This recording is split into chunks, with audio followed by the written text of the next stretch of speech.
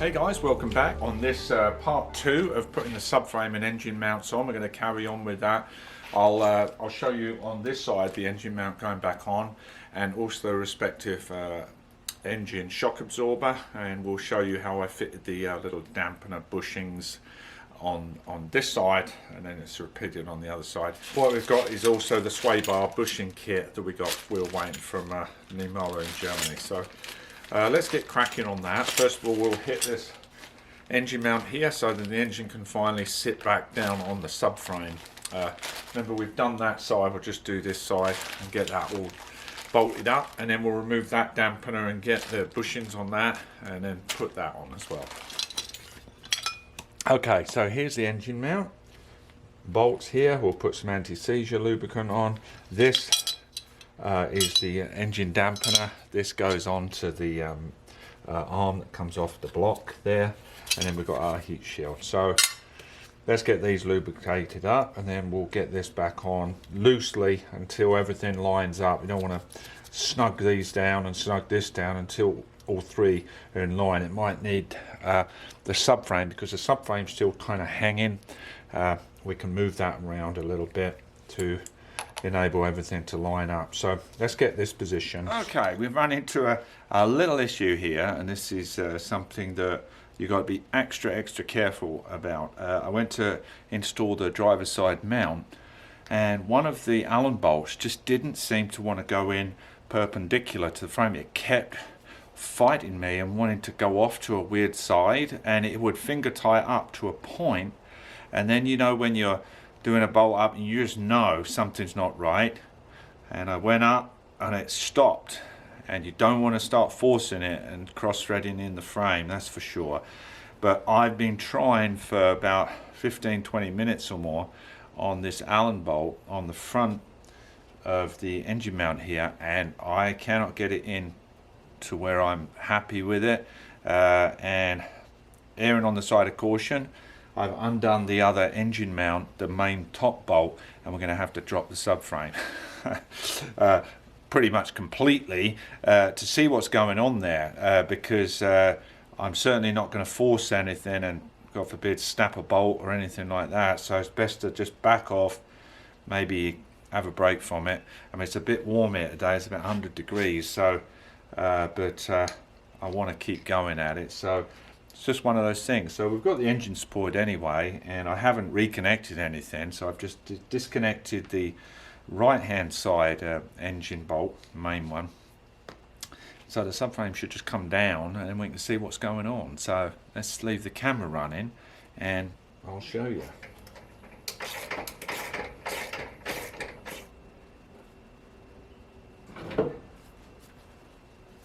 Sorry you missed the last part of that. The battery on the camera changed out while I was doing that, so it was a little tricky because I made a mistake. I left the jack at the front, and so it's a little tricky, but I lowered it down, I tilted it forward slightly so you can see. But what I think I'm going to do is drag the subframe completely out so we can assess what's going on with that thread. I've established it's 8mm 125 pitch. We'll check the subframe out on the floor.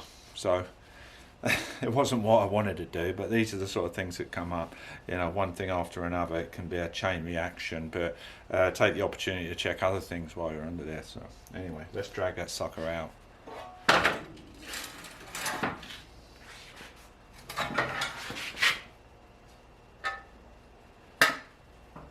So this is a thread that's given us a problem.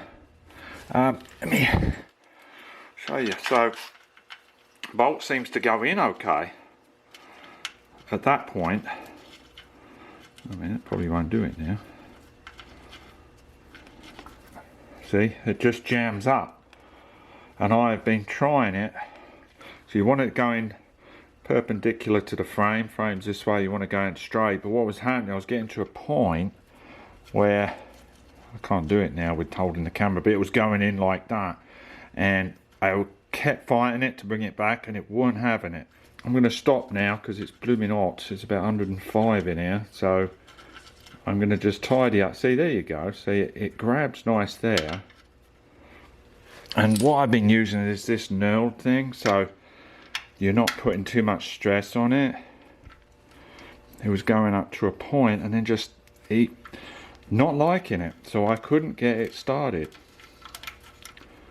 So anyway, give us the opportunity to make sure it's done correctly. Okay, top side now. Seal is there, but you can see it's cracking and stuff there. This one completely gone. This one here, and this one is gone completely. So just shows you how these jobs start to grow, isn't it? So this was the one that was naff, and I already cleaned it out, but all I did was I bought a high quality tap and just essentially cleaned out the thread. Just did this, you see. So put some lubricant on that. All it was a bit of dirt and filth in there, but it wasn't letting me. See, that's working beautiful now.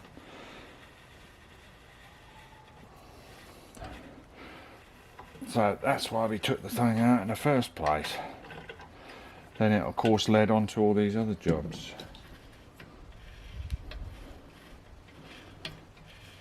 You can feel it, it's got some gunk in there it's cleaning out.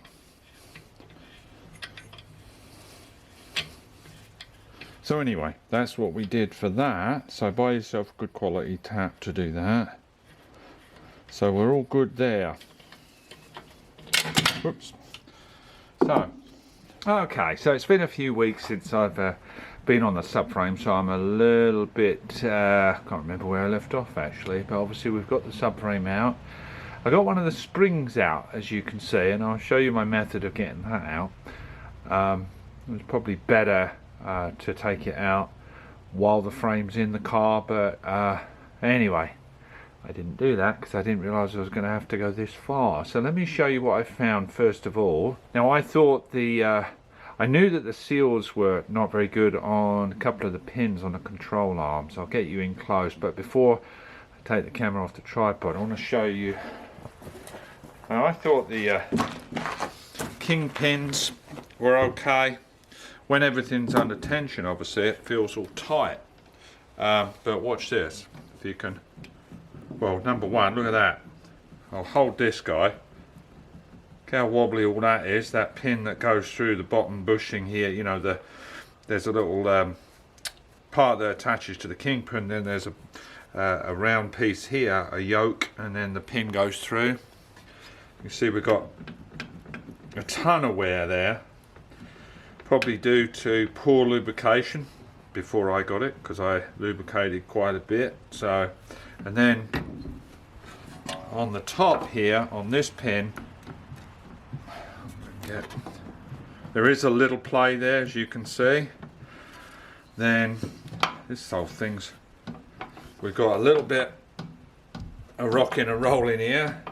Now you can see this seal, this one's still present and decent. That one is still there as well. Over here, this one is completely gone.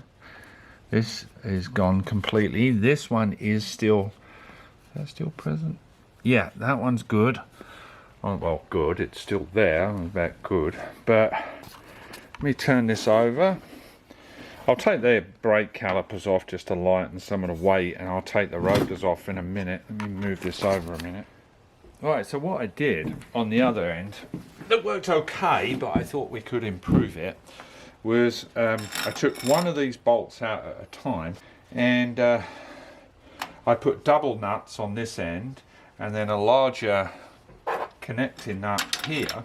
Okay, I did one here and one over here. So locked this here, then I was able to remove these two, and then essentially I slowly backed out these nuts. It worked, it did okay. It was kind of forcing these into an odd angle, but it came out very gently and in a pretty controlled manner. The spring is all captive inside this tower here, and it was slowly controlled, lower the control arm, but I thought we could improve on that. So I'll show you what I've come up with. So I'm going to leave that. This is 7/16 rod, threaded rod. I've made, this is a plate, okay, and I've put these guide sleeves on it. So essentially you'll see why I did that in a minute. It's to help these rods slide rather than getting bound up. And then I attached a nut here for a 1/2 inch threaded rod. So I'm going to set this up. So basically what this does, this threads onto there, you see, that locks it down here, and I'm going to replace all these bolts with threaded rod with nuts on here obviously, and so we're transferring all the tension to the top. I'm going to set this up because it's going to take a few minutes to set this up, and then I'll show you the full setup. Now you might be thinking, why don't you just buy a spring compressor? Well, to be honest with you, the ones that are on the market, I've had mixed feedback on those, whether they, number one, fit in between the springs correctly on the 108, to the quality of them being a bit shady, to be honest with you. And to buy a really high quality one is quite a few. I mean, I think at one point I saw Mercedes was asking $1,200 for one or something. I'm not paying that. Okay, so we got the yoke on here now. Now we're effectively holding the control pin up here, not down here. You know, so I've kind of taken these bolts out, and so all the load is on this plate I made up. And this is added up to just around, what is this stuff? I think it's 3/16 stuff, I think. So what we about a 1/4 inch plate made up, because I reinforced it as well. With another plate in the center because I wanted extra strength. So now what we do, we locate our drop screw here. This is what's going to do the controlled drop, and also we're going to grease these because they're going to be under a lot of tension going through these sleeves back down here, you see.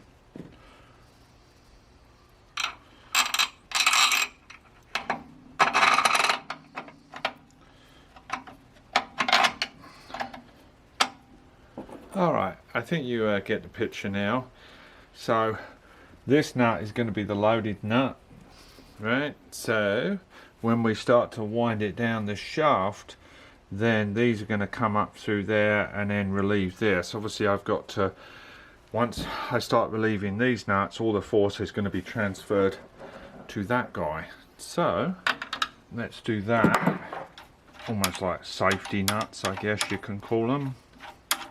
Right, keep an eye on this joint here, and then I'm going to start lowering this now. Too bad I didn't have a wrench, you know, a ratchet wrench, but I don't. That's the ideal thing to do, isn't it? So there you go. See, it's a controlled drop basically. You can see that. There we go. I had to cut these sleeves on opposite sides, this one and the other one diagonal, because I couldn't get the final bolts out, so I cut these sleeves short a little bit, so just so the head of the original bolt can come out. So I'm quite confident this is a extremely safe way of lowering it, because essentially we've got 5 bolts holding it. There's no way that spring is coming out. It's a very controlled drop. It's still in the tower up that side, and we're still connected with 4 bolts. So this is a little bit slow. I would highly recommend getting yourself I know, a quick ratchet on there. I'm trying to think what one would do it, but anyway, you got the idea. Right, as I say, it worked okay, but it was a little slow with that not being able to ratchet it. So what I come up with, now I haven't taken these rods out yet, this is just as I left it last night. So I've changed the design a little bit. I've welded a nut on the top here, okay. This rod goes into that receiving nut on this plate, but I've ground out the thread on this rod, so this spins within the receiving nut here.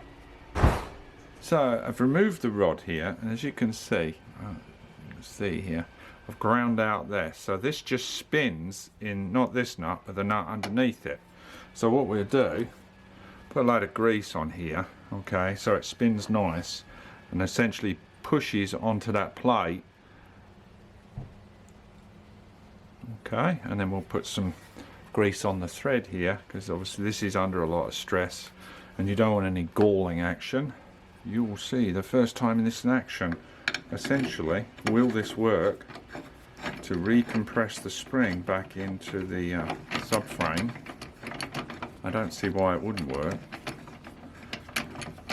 Get that in there, take up the tension. And what I have done between this plate and the subframe, I smeared a bunch of grease, because this plate needs to be able to sort of float around because the way the control arm is, it tends to canter off at an angle otherwise. So let me set the camera up.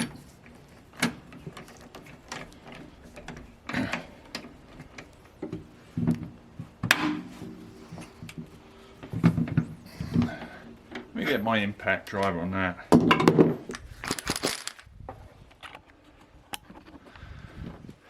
Alright, so got to kind of pull the thing down so we get these more straight, because they tend to arc a little bit. So let's see what this does.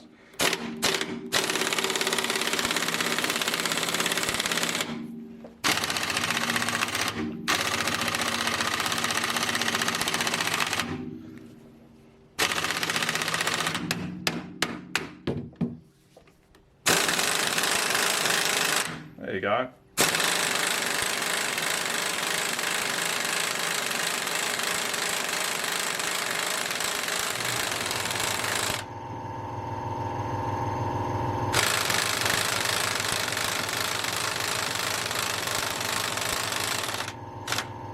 What I think another little improvement would be is, because this is all thread, you see, is if you had just steel rod with no thread here and just threaded the ends,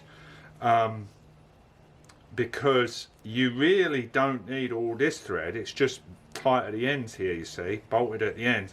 And if this was all smooth and you greased all these, this whole unit would be able to flex and go through the frame easier. That's the only problem we had. It was sticking a little bit, but now this shows you we can reload a spring with this guy. So if you were to now take one at a time out, so I'd remove this rod here, put a bolt in here, remove this rod here, put a bolt in here, here and here, and then you can remove the unit. So it actually works, which is kind of cool, really. Kind of happy yesterday, but I thought the design could be improved, and I think this is a real step up. So, alright, while we're on camera, let's take it off again. Excuse the air ratchet.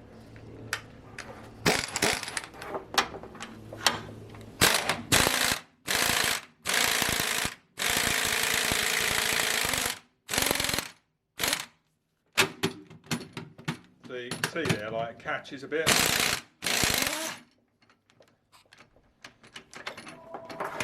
Spring release. Couldn't be easier, could it, really? But anyway.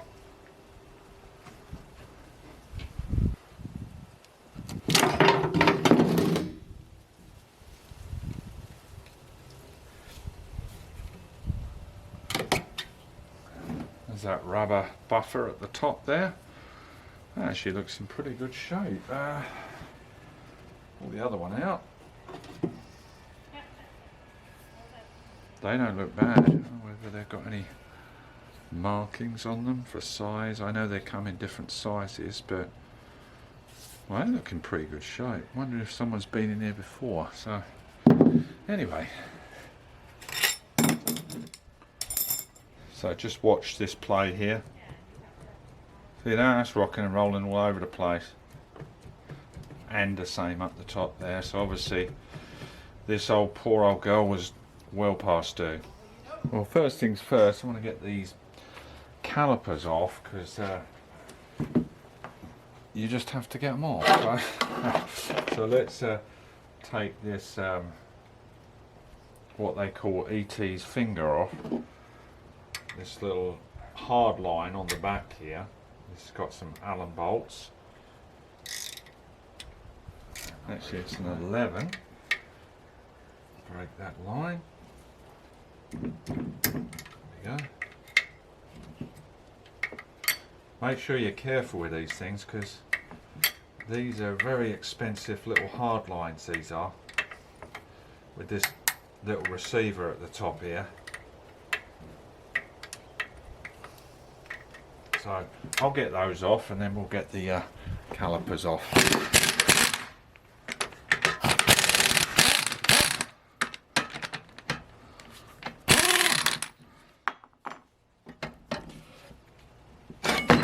Oops.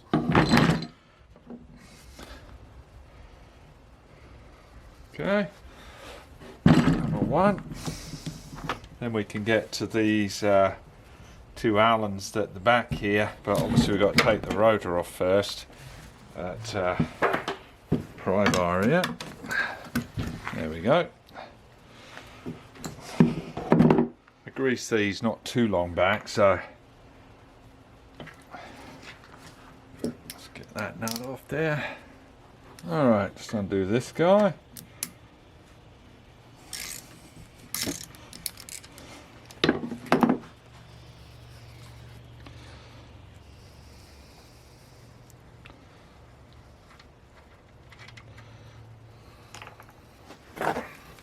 Okay, got to get in the habit of putting these gloves on and get too carried away, forget about it. So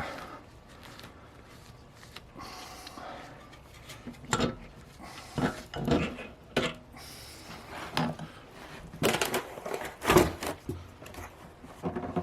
I put this guy back on there just to protect the end thread there.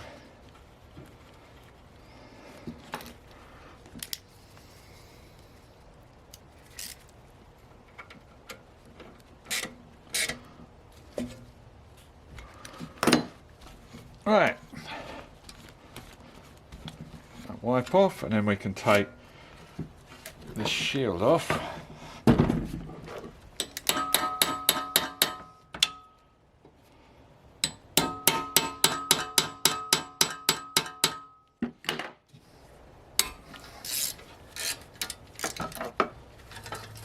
It's a box, so that's the shield off. We can clean this up and paint out, make that look halfway good. Well, I hope you enjoyed that video today. What is this? Part 3 now of the subframe rebuild. So it's starting to grow and grow as they do, these sort of jobs. So next thing, we'll take all this apart and see what parts we're going to need. Hopefully these pins are in good shape and they've not gone all galled up and need replacing. I think I've just been to the metal. I should be working today, actually. I shouldn't be doing this at all. But I thought, you know what, it's a nice day. Fancy doing a bit of welding and stuff. So what I'm going to do is, I won't videotape it, I don't think, but make up a sort of stand so this can be up high, so I'm not crawling around on the dirt and stuff, and so we can keep everything clean, and I can expect it at proper bench height. So I'll try and weld something up this afternoon so we can get this up. Really appreciate you watching, guys. Hope you enjoyed it, and please shoot some questions to me if you've got any questions or suggestions about what I did today, and I'll see you in the next one. Alright, take care. Please hit like, share, subscribe, and take care. Bye bye.